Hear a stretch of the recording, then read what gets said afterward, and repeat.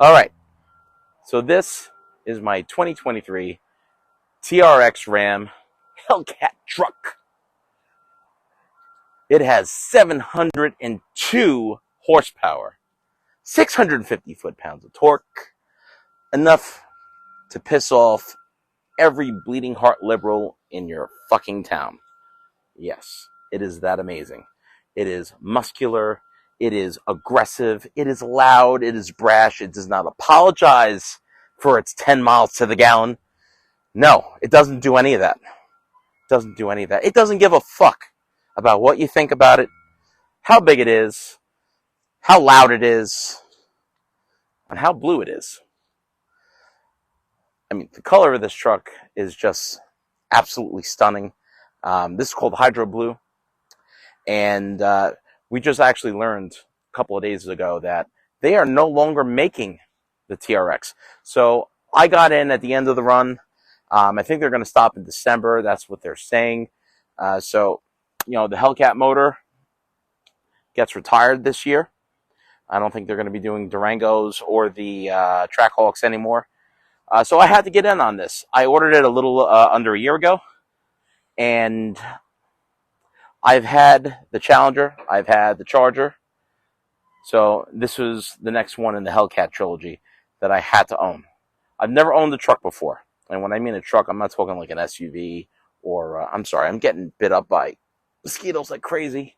So you're going to see me itching a lot. It's just what it is. And, here in South Carolina, that's just what we got bugs.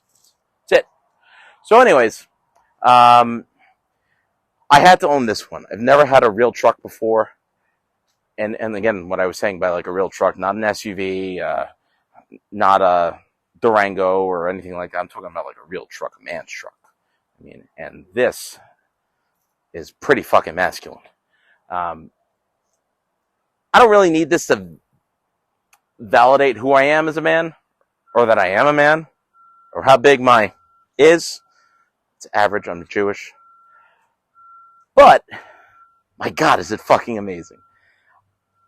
It soaks up bumps like it's nobody's business. I've known people that have spent, well over $10,000 modifying their suspensions, lifting them, leveling them out, and doing all sorts of crap that you really don't need to do. But the way that this truck was done, everything was done with a reason and a cause. And it tracks straight.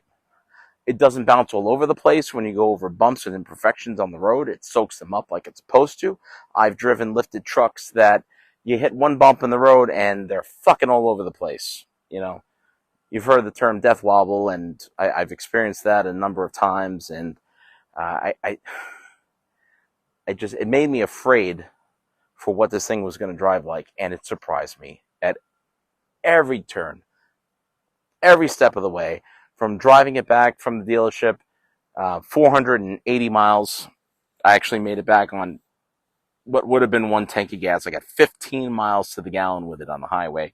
Granted, I was babying it, and I went wide open a few times once I passed the 500-mile mark. But outside of that, this truck really exceeded all my expectations, and I really wish I can keep it. I think I mentioned earlier in this video, and if I didn't, I'll mention it now. I sold this truck in record time. I bought it and then sold it within 2 days. So it's actually going up to a dealership in New York. I'm going to be driving it up there. I offered to deliver it as a part of the deal. And no, I didn't get screwed on it. And no, I didn't make a crazy amount of money on it. But let's just say I didn't get hurt. And I got to experience it. I've so far clocked 700 miles on it. And it's probably going to go up to 1,000 by the time I actually take my trip up to New York. And from here to New York, it's going to be about 770 miles. So I'm going to have a lot of time behind the wheel of this thing. And more than likely, I'm going to be trailering my 23 Sonata Limited behind it, since renting a car may or may not make sense. We're going to try to figure it out and get that situated once I get up there, or actually even before I get up there. But whatever the case may be, I'm excited about it. It's done nothing but bring huge, huge smiles. Oh man, I wanna edit this out. No, I can't. I'm gonna keep going. I don't really know how to explain everything. I mean, there's nothing but pure joy. Nothing but pure joy every time I got behind the wheel of this thing. And I've enjoyed every single minute of it. Um,